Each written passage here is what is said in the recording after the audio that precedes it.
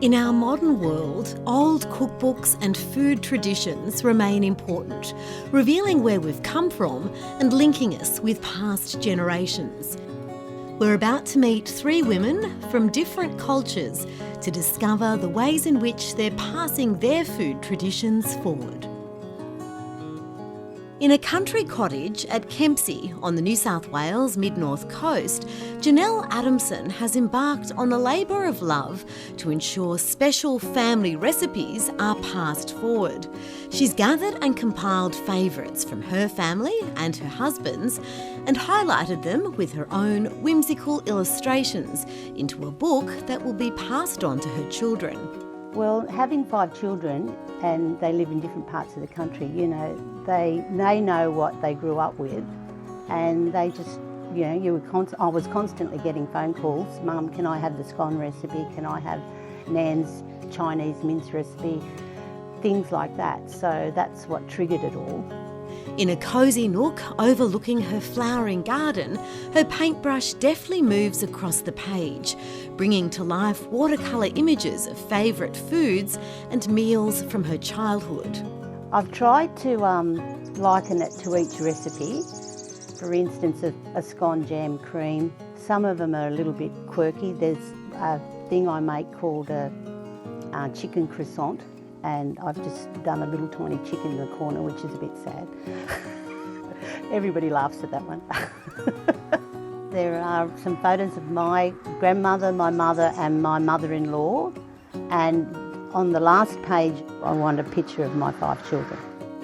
It's not only from me, it's from their generations back. And they can have something to show that this is where it all came from.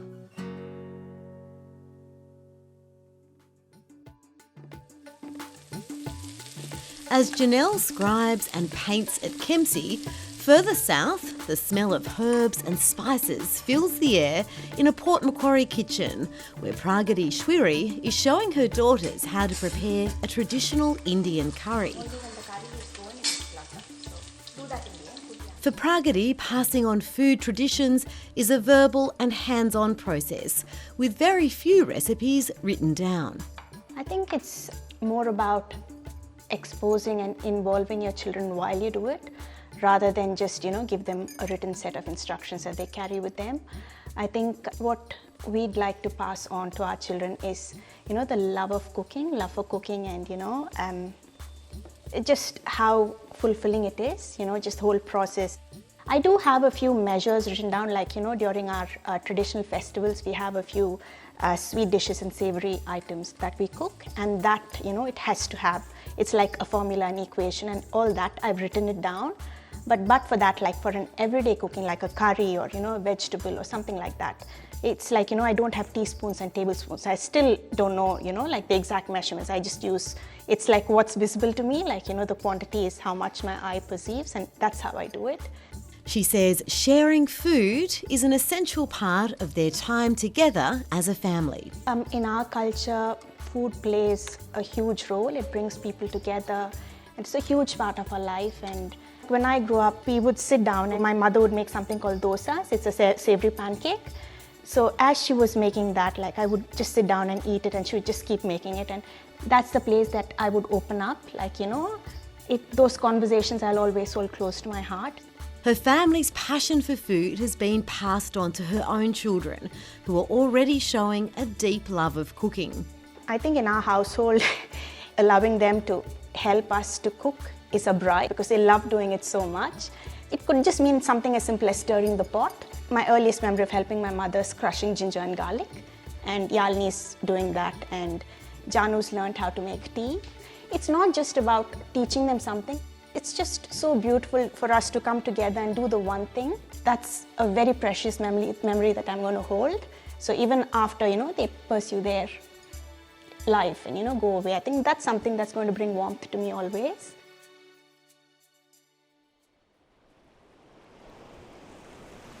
On a beach not far from Pragati's home, Biripi woman Naja Davies is also reflecting on the importance of passing forward food traditions.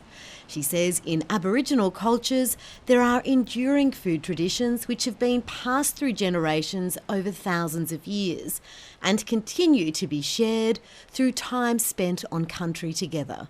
The actual act of going, getting, collecting, gathering, it's a teaching process. That's how we're teaching the next generation how to go and gather and collect. It's a social thing as well. So while we're there engaging with each other and catching up and talking about things, solving problems, and it's also for us connection to country. Naja works as a National Parks education ranger in Port Macquarie. She spends time in the bush and on the beach and says traditional pipi collecting continues and has very set roles within the Indigenous community.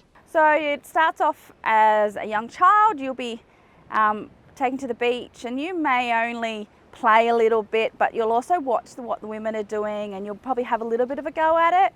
But as you start to get a little bit older, sort of pre-teens and that teenage years, then you're expected to have more involvement in the pipi gathering process. And because you're young and fit, you're the ones doing the heavy lifting, so you're the ones dragging the bags of pipis up and down the beach. And then you have your matriarchs of the family. And these are the ones who sort of sit up on the sand dunes, watch everything that happens. The pipis get brought to them and they're the ones who are opening and cleaning, and it's a very prestigious job. That's a job everybody wants to have. Naja says being a Biripi woman and sharing those traditions is an integral part of who she is.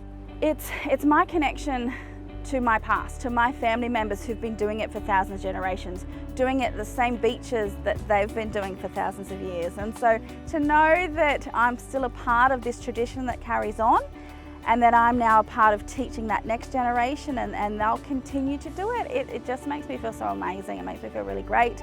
That's part of the culture that we can still practice today.